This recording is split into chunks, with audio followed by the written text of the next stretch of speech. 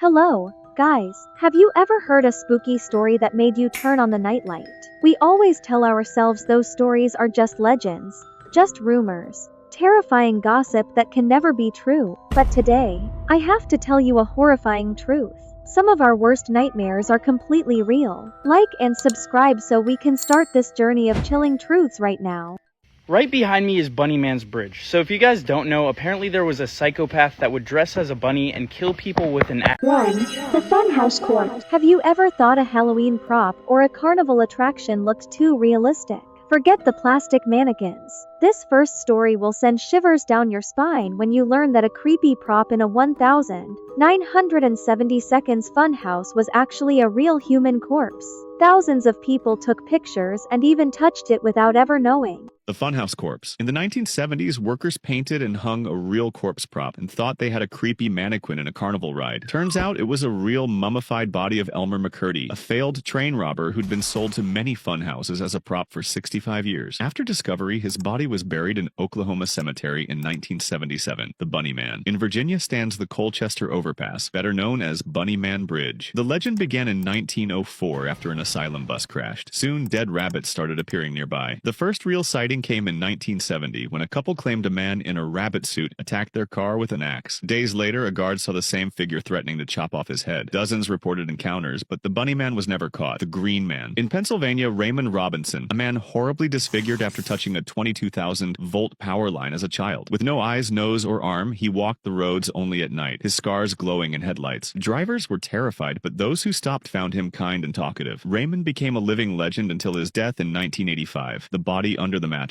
One of the scariest urban legends is the dead body under the mattress. In 1999 at the Ocean View Motel in Atlantic City, guests kept complaining about a sickening odor in room 112. Staff brushed it off as plumbing or a dead rat, but after days of guests sleeping there, housekeeping found the rotting body of Saul Hernandez hidden in the box spring. Since then, hotels check beds a lot more carefully. McCurdy's corpse traveled across America as a carnival attraction for 65 years before being discovered. He was finally buried in Summit View Cemetery in Oklahoma in 1977. I think next time I go to a haunted house, I'll take a closer look at the mannequins. Actually, scratch that, I'm not going to a haunted house anymore. 2. The Bunny Man. Have you ever heard of the Bunny Man?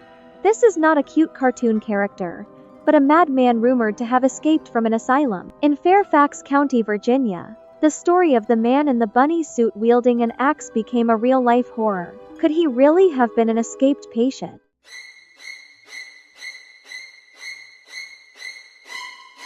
If y'all ever take any piece of advice from me, it is do not go into this bridge at night. Because of my For You page, every single Easter the Bunny Man is always brought up again, but not a lot of people know that this urban legend actually turned out to be true. Let's go ahead and set the scene. It is around the year 1904 in Fairfax County, Virginia. There was a local insane asylum that was situated out in the middle of the woods that was starting to upset a lot of the residents. The local residents made such an uproar about it that they decided to actually move the patients inside to Lorton Reformatory, which is a prison. They gathered up all the patients, stuck them on buses, and began this process. But somehow one of the buses ended up losing control and colliding with a tree. And this provided an opportunity for these patients to escape, so one by one, each of them got off the bus and then ran. The town was once again in an uproar, so the police made it their mission to retrieve every single person and make sure they made it to the prison. And one by one, they were able to catch every single one. Well, except for one person. And this one particular inmate almost seemed to just vanish out in the woods. No one could pick up anything, nobody could find anything on him, there was no trails, pretty much no evidence that he was even on the bus. Scarily enough, this particular patient was said to be a little bit scarier than the rest of the asylum patients. The rumor surrounding him was that he allegedly had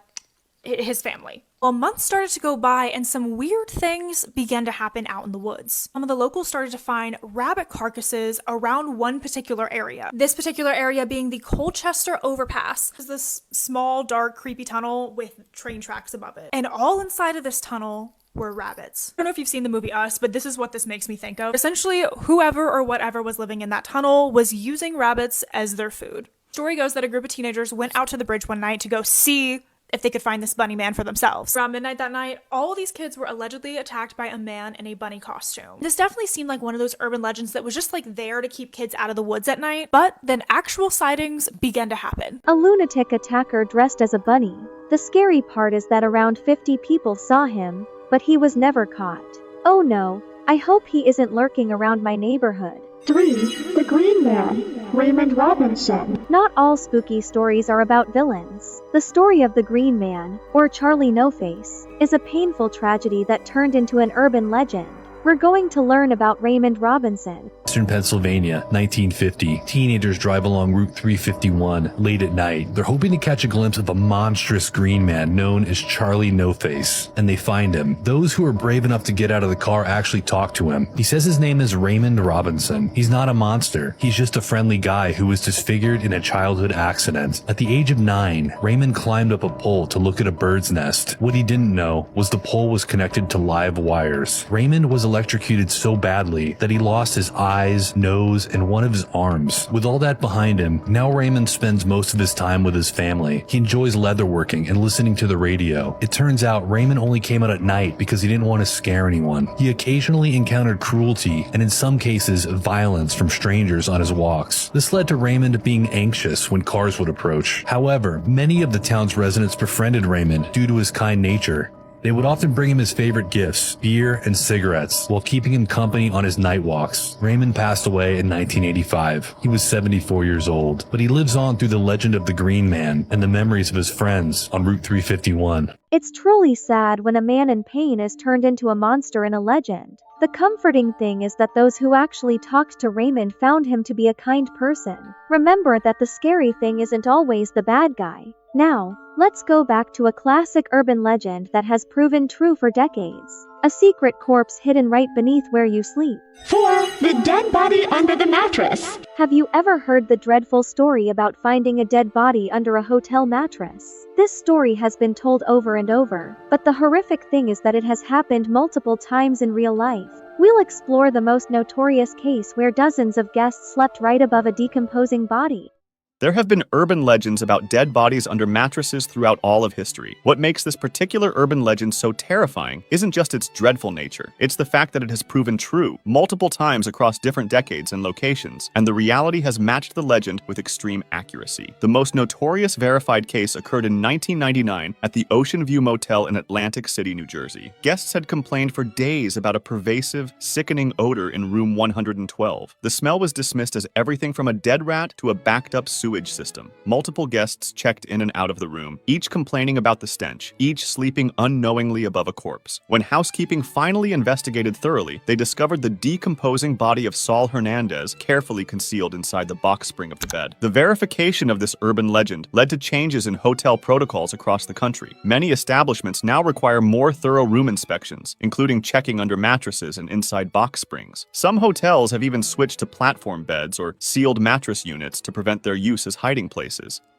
Oh my god, imagine sleeping on a decomposing corpse. And that happened to many people for days. I think I'll thoroughly check the mattress and box spring every time I check into a hotel from now on. This legend has changed the way hotels operate forever. 5. People in the wall. Have you ever felt like someone was watching you when you were home alone? The legend of people in the walls is always haunting, and worse, it turned out to be true. Have you heard about the family who realized they weren't alone in their own house?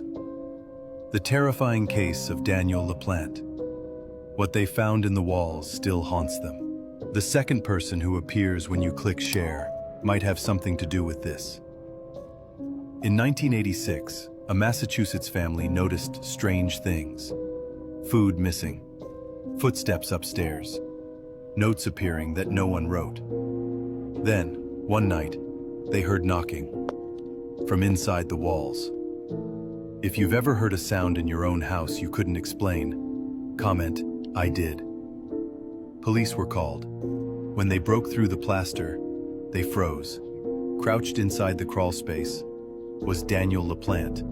He'd been living there for weeks, watching them, moving between walls through secret passages.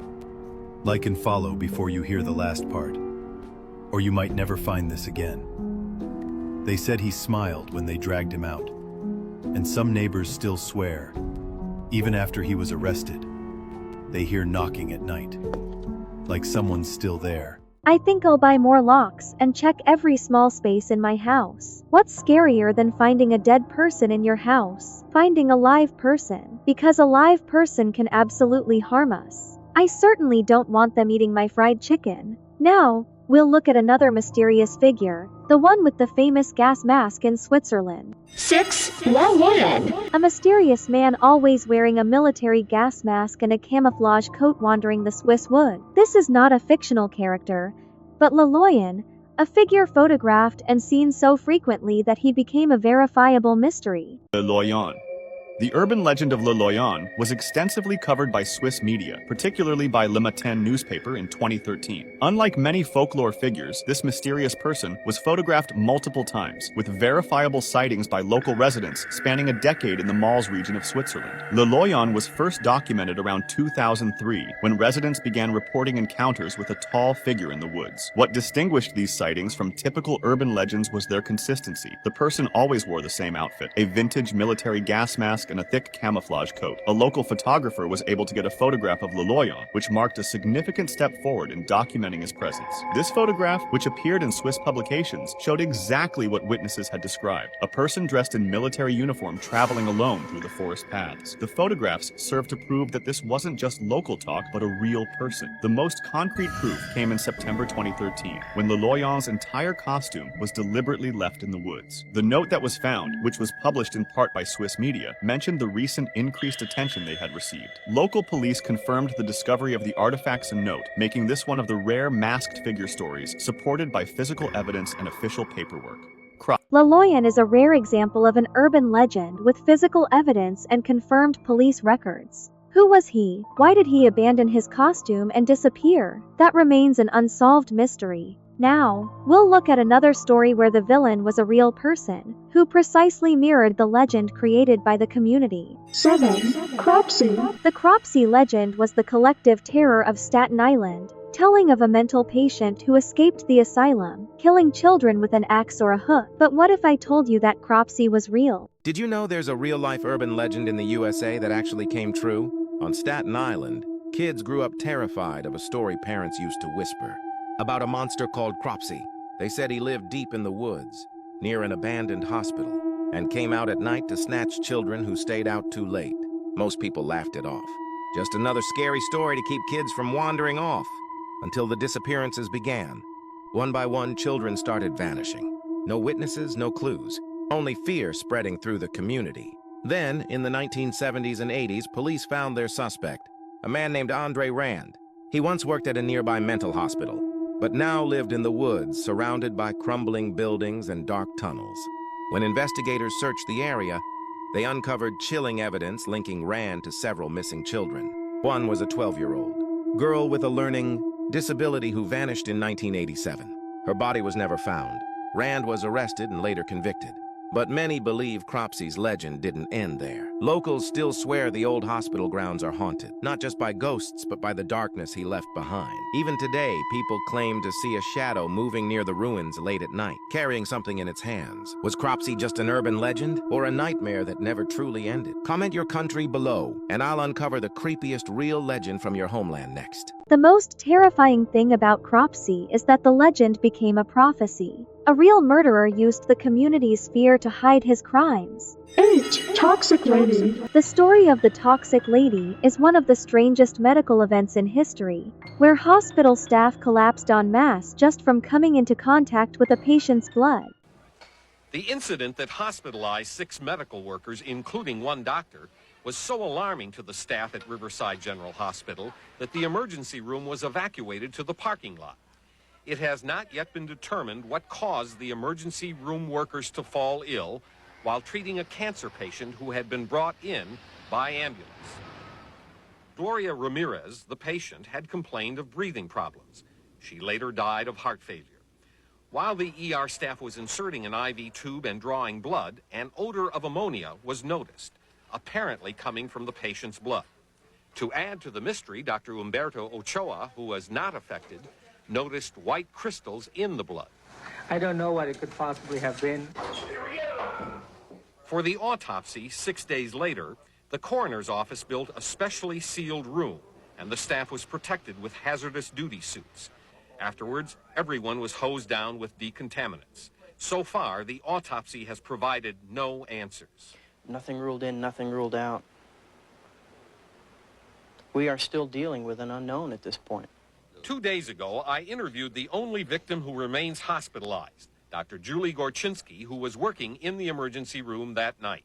When I asked the nurse to start an IV, that about coincidentally at the same time I smelled, ammonia. To me it was ammonia. And I kind of made a comment that, that's really strong ammonia. And I kind of felt, like I was going to pass out then. So I moved around to the other side of the bed to get away from the fumes.